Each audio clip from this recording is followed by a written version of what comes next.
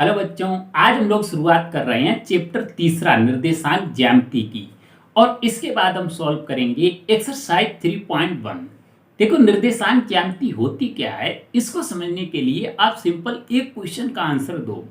जैसे सपोज आप अपने गांव या शहर के आसपास हैं, तब आपसे कोई ये पूछता है आप कहाँ पर रहते हैं, तो आप अपने गांव या शहर का नाम बताएंगे। वहीं मान लो आप अपने डिस्ट्रिक्ट के बाहर हैं, तब आपसे कोई पूछे आप कहाँ पर रहते हैं, तो सबसे पहले आप अपने डिस्ट्रिक्ट का नाम बताएंगे, उसके बाद गांव या शहर का नाम बताएंगे।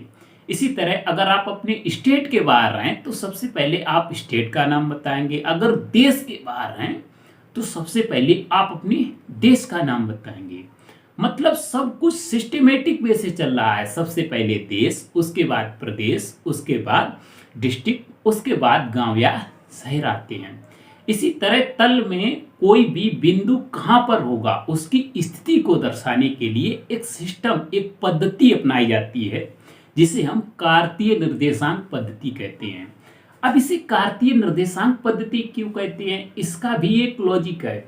फ्रांस के एक गणितज्ञ थे रेने दकार्ते, जिन्होंने कार्तीय निर्देशांक पद्धति को खोजा था।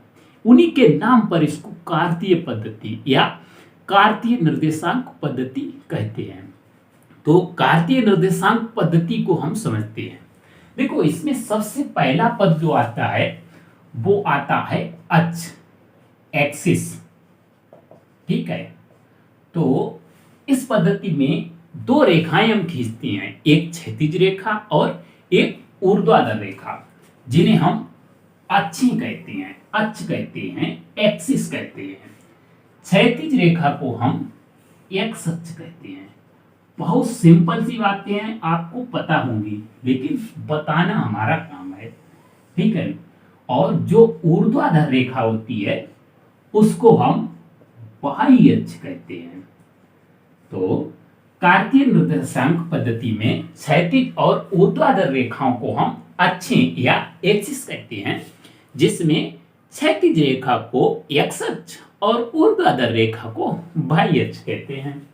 अब इसके बाद दूसरा पद जो आता है वो आता है मूल बिंदु। क्या होता है मूल बिंदु, ओरिजिन। तो अक्षों के कटान बिंदु को हम मूल बिंदु कहते हैं, यानी कि ओरिजिन कहते हैं। इसीलिए इसे हम ओ से प्रदर्शित करते हैं, ओरिजिन और ओ। ठीक है, ये आपका मूल बिंदु हो गया।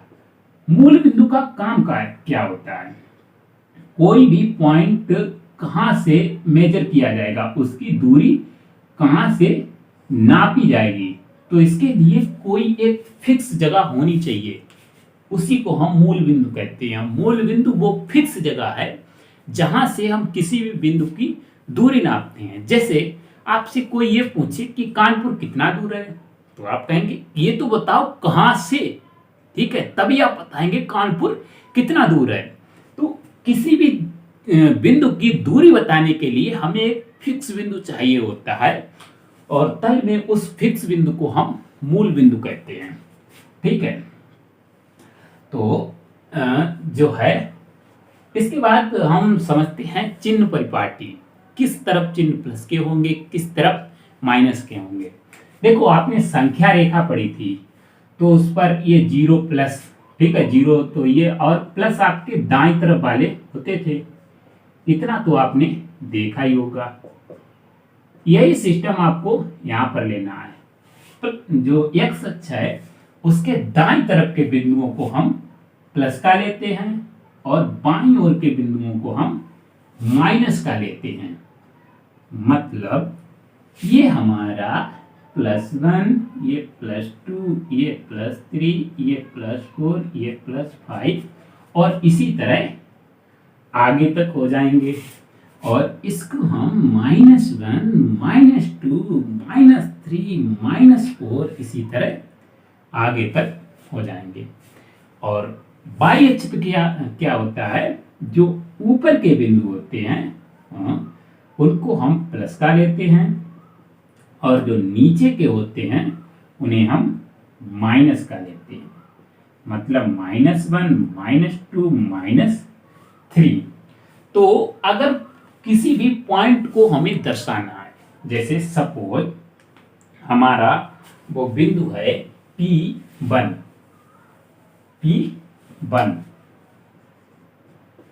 बिंदु में हमेशा सबसे पहले x लिखते हैं, ठीक है, मतलब x पहले और y बाद में, जहां पर x को हम उसका बिंदु का भुज और y को कोटि कहते हैं, ठीक है, x को भुज और y को कोटि। छोटी छोटी बातें हैं, सभी आपको पता होनी चाहिए, नहीं पता तो सीख लो, एक बार में ना समझ में आए दोबारा रिपीट करके देख लेना, समझ में आ जाएंगी। तो जैसे सपोज पॉइंट हमने ले लिया 2,3, मतलब क्या है, x पर 2 चलना है, y पर 3 चलना है, तो x पर 1 और 2, ठीक है, यहां पर आ गए, y पर 3, 1 2 3 यहां पर आ गए, ठीक है।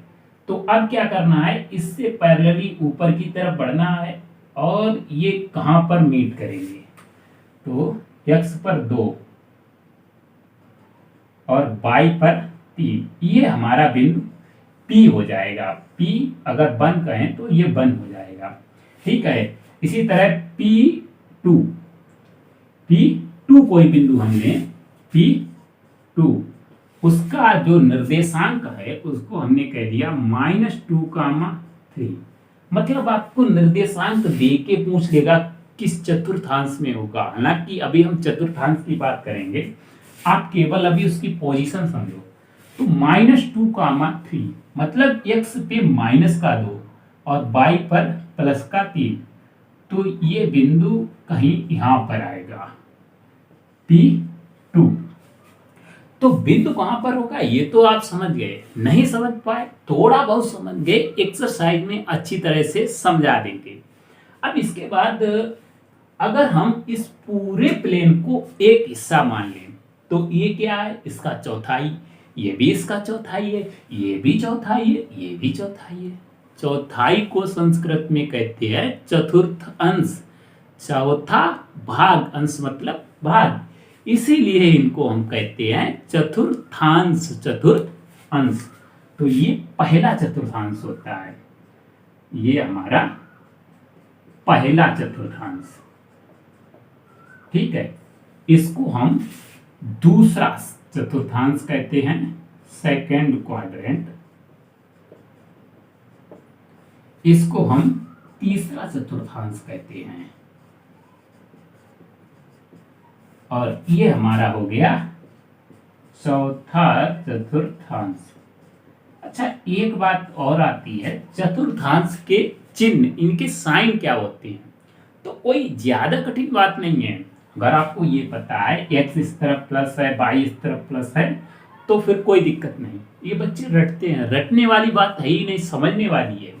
देखो, अगर हम पहले चतुर्थांश की बात करें, इसमें x भी पॉजिटिव है, y भी पॉजिटिव है, और बिंदु x, y लिखा जाता है, मतलब x पॉजिटिव, y पॉजिटिव, तो पहले चतुर्थांश के चिन्ह प्लस कामा प्लस हो जाएंगे। इसी तरह दूसरे चतुर्थांश की बात करें, x इसमें है निगेटिव, y है पॉजिटिव, ठीक है। तीसरे चतुर्थांश की बात करें, x, y, मतलब x इसमें निगेटिव है, इसमें y भी निगेटिव है, तो इसके चिन्ह प्लस प्लस, इसके माइनस प्लस, इसके माइनस माइनस, इसके क्या हो जाएंगे, देखो x, y, इसमें x है प्लस का, इसमें y है माइनस का, ये ध्यान रखना, पहले x उसके बाद y, ठीक है, चाहे वो चिन्ह की बात हो चाहे कोई निर्देशांक को। तो ये जितनी भी इंपॉर्टेंट बातें आपके 9th लेवल तक हो सकती हैं, वो मेरे ख्याल से हमने डिस्कस कर ली हैं, ठीक है। और अगर कुछ बचा भी होगा ना, तो उसको हम एक्सरसाइज में देख लेंगे। तो अब सबसे पहले हम एक्सरसाइज 3.1 को सॉल्व करेंगे, उसके बाद एक्सरसाइज 3.2 को हम कल सॉल्व करेंगे। अब हमारा पहला क्वेश्चन है, एक अन्य व्यक्ति को आप अपने मेज पर रखे लैंप की स्थिति किस तरह बताएंगे। बहुत सिंपल सा क्वेश्चन है, निर्देशांक से रिलेटेड। जैसे सपोज आपकी ये कोई मेज है, ठीक है, ये मेज है, इस पर जो है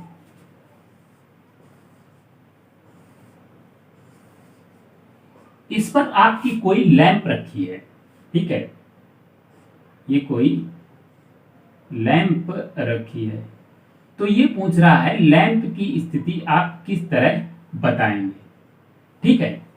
तो इसमें करना क्या है, आपको सिंपल आंसर लिखना है और समझाने की बात है वो तो हम समझा ही देंगे।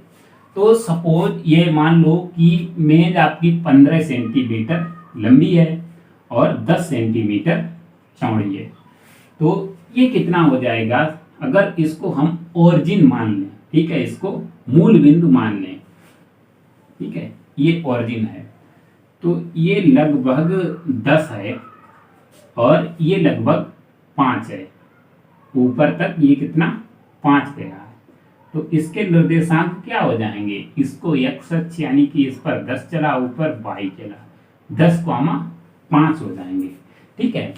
मतलब जो आंसर कैसे लिखेंगे कि मेज की भुजाओं को हम अच्छे मानकर मान लेंगे, किसी भी कोने को मूल बिंदु मानकर वहां से दूरियां जो है निर्देशांक बता देंगे। जैसे सपोज हमने चित्र बनाकर इसको ओरिजिन माना है, तो x अक्ष पर 10 और y अक्ष पर 5 और बिंदु P1 पर लैंप रखी है, तो लैंप यानी कि P1 के निर्देशांक 10,5 होंगे। देखो आंसर आपको अगर जो है जो आपका दिया गया है बिल्कुल आप वैसा ही लिख लेंगे, उसमें कोई ज़्यादा बड़ी बात नहीं है। मतलब क्या है, आपको कॉन्सेप्ट समझ में आना चाहिए। लिखा है लैंप को एक बिंदु मान लीजिए और मेज को एक समतल, वही बात है, ठीक है। मेज का कोई 2 लंब कोर लीजिए, मतलब एक ये कोर एक ये कोर, ठीक है, इसमें आपको लंब नहीं लग रहा है क्योंकि 3D फिगर बना है, वैसे बिल्कुल लंब होगा। तो कोई 2 लंब कोर लीजिए, बड़े कोर से लैंप की दूरी माप लीजिए, मान लीजिए 25 सेंटीमीटर है। अब छोटे कोर से लैंप की दूरी मान लीजिए 30 सेंटीमीटर है। जिस क्रम में आपने लैंप रखा है उसके अनुसार उसकी स्थिति को 30,25 या 25,30 लिख सकते हैं, मतलब 10,15 5 या 5,10 कुछ भी लिख सकते हैं, केवल कॉन्सेप्ट समझ में आना चाहिए, ठीक है। तो अब इसके बाद जो दूसरा क्वेश्चन है उसको हम समझते हैं, ठीक है। क्वेश्चन नंबर दूसरा, बहुत लंबी लैंग्वेज लिखी है लेकिन समझने में कोई ज्यादा आपको दिक्कत नहीं होगी। क्या कह रहे हैं, एक नगर में 2 मुख्य सड़कें हैं जो नगर के केंद्र पर मिलती हैं। ये 2 सड़कें उत्तर दक्षिण की दिशा और पूर्व पश्चिम की दिशा में हैं। नगर की अन्य सभी सड़कें इन मुख्य सड़कों को समानांतर परस्पर 200 मीटर की दूरी पर हैं। प्रत्येक दिशा में लगभग 5 सड़कें हैं और आपको पैमाना लेना है 1 सेंटीमीटर बराबर 200 मीटर का पैमाना लेकर अपनी नोटबुक में नगर का एक मॉडल बनाइए। सड़कों को एकल रेखाओं से निरूपित कीजिए। आपके मॉडल में एक दूसरे को काटती हुई अनेक क्रॉस स्ट्रीट चौराहे हो सकते हैं। एक विशेष क्रॉस स्ट्रीट 2 सड़कों से बनी है, जिनमें से एक उत्तर दक्षिण दिशा में जाती है और दूसरी पूर्व पश्चिम दिशा में। प्रत्येक क्रॉस स्ट्रीट का निर्देशन इस प्रकार किया जाता है। यदि दूसरी सड़क उत्तर दक्षिण दिशा में जाती है और 5वीं सड़क पूर्व पश्चिम दिशा में जाती है और ये क्रॉसिंग पर मिलती हैं, तब इसे हम क्रॉस स्ट्रीट 2,5 कहेंगे। इसी परंपरा से ये ज्ञात कीजिए। 2 ऑप्शन दिए गए हैं, दोनों को हम सॉल्व करेंगे। अब देखो क्वेश्चन भी अगर आपको समझ में ना आया हो तो वो भी अभी हम आपको समझाते हैं।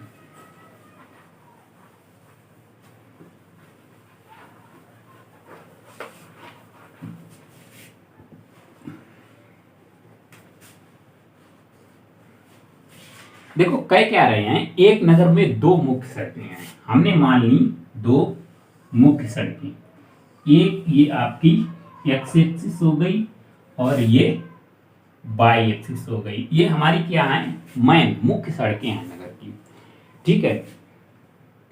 ये सड़कें उत्तर दक्षिण की दिशा और पूर्व पश्चिम की दिशा। तो ये आपकी उत्तर होता है ऊपर की तरफ, नीचे की तरफ दक्षिण। तो उत्तर दक्षिण, एक सड़क उत्तर दक्षिण हो गई और दूसरी पूरब पश्चिम। इस तरफ पश्चिम होता है, इस तरफ पूरब। ठीक है। तो उत्तर दक्षिण और पूर्व पश्चिम की दिशा में हैं। नगर की अन्य सभी सड़कें इन मुख्य सड़कों के समानांतर 200 मीटर की दूरी पर हैं और कहा गया है कि 1 सेंटीमीटर बराबर 200 मीटर आपको पैमाना मानकर चलना है। मतलब नगर की अन्य सड़कें जो हैं इससे 200 मीटर की दूरी पर यानी कि 1 सेंटीमीटर की दूरी पर समांतर है। ठीक है, ये पहली सड़क हो गई, ये दूसरी सड़क हो गई, ये तीसरी सड़क हो गई, ये चौथी सड़क हो गई, ये पांचवी सड़क हो गई, छठी सड़क हो गई, सातवीं सड़क हो गई। इसी तरह से हमें चलना है। अब इसके भी समांतर ये मैन है और ये दोनों हमारी मैन है। ठीक है, ये मुख्य मार्ग है। इसी तरह इसमें भी आपको ये समांतर पहली सड़क हो गई, ये दूसरी सड़क हो गई, ये तीसरी सड़क हो गई, ये चौथी सड़क हो गई, ये पांचवी सड़क हो गई आगे तक। मतलब ये मार्ग 1, मार्ग 2, मार्ग 3, मार्ग 4, मार्ग 5। इसी तरह इसको मार्ग 1 जो है, मार्ग 2, मार्ग 3, मार्ग 4, मार्ग 5, मार्ग 6, मार्ग 7 जैसी हमें जरूरत पड़ेगी। आगे क्वेश्चन पढ़ो। पैमाना लेकर अपनी नोटबुक में नगर का एक मॉडल बनाइए, सड़कों को एकल रेखाओं में निरूपित कर दीजिए। बिल्कुल हमने कर लिया।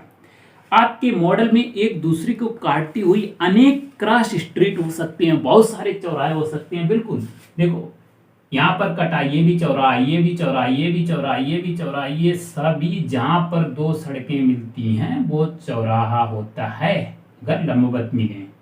ठीक है, तो अनेक क्रॉस स्ट्रीट हो सकते हैं, अनेक चौराहे हो सकते हैं। बिल्कुल जैसा क्वेश्चन में बोला गया है वैसा है भी। ठीक है, एक विशेष क्रॉस स्ट्रीट दो सड़कों से बनी है जिनमें से एक उत्तर दक्षिण दिशा में जाती है। जैसे अगर हम इस चौराहे की बात करें तो ये दो सड़कों से मिलकर बनी है, एक उत्तर दक्षिण दिशा में जाती है और एक पूर्व पश्चिम दिशा में जाती है। बिल्कुल सही बात है। ठीक है, और दूसरी पूर्व पश्चिम दिशा में। प्रत्येक क्रॉस स्ट्रीट का निर्देशन इस प्रकार किया जाता है। ठीक है, जैसे हमें एक एग्जाम्पल के तौर पर बताया भी गया है कि यदि दूसरी सड़क उत्तर दक्षिण दिशा में जाती है और पांचवी सड़क पूर्व पश्चिम में, दूसरी सड़क उत्तर दक्षिण दिशा में, उत्तर दक्षिण दिशा वाली पहली ये है, दूसरी ये है, दूसरी सड़क उत्तर दक्षिण दिशा में जाती है और पांचवी सड़क पूर्व पश्चिम दिशा में, तो पहली, दूसरी, तीसरी, चौथी, पांचवी, मतलब इस पॉइंट को 2,5 समझो। दूसरी सड़क उत्तर दक्षिण दिशा की ये मैन है, ये पहली है, ये दूसरी, और पांचवी सड़क पूर्व पश्चिम दिशा की, तो पहली, दूसरी, तीसरी, चौथी, पांचवी, इसको 2,5 हमने P1 कह दिया। ठीक है, दिशा में जाती है और ये क्रॉसिंग पर मिलती है, तब हम इसे क्रॉस स्ट्रीट 2,5 कहेंगे। देखो, कहने का मतलब ये है, इन्होंने बता दिया 2,5 में पॉइंट जो है उसमें क्या है, 2 का मतलब है उत्तर दक्षिण दिशा वाली और 5 का मतलब है पूर्व पश्चिम दिशा वाली। तो वही हमें अब बताना है। फर्स्ट पार्ट में है कितनी क्रॉस स्ट्रीटों को 4,3 माना जा सकता है।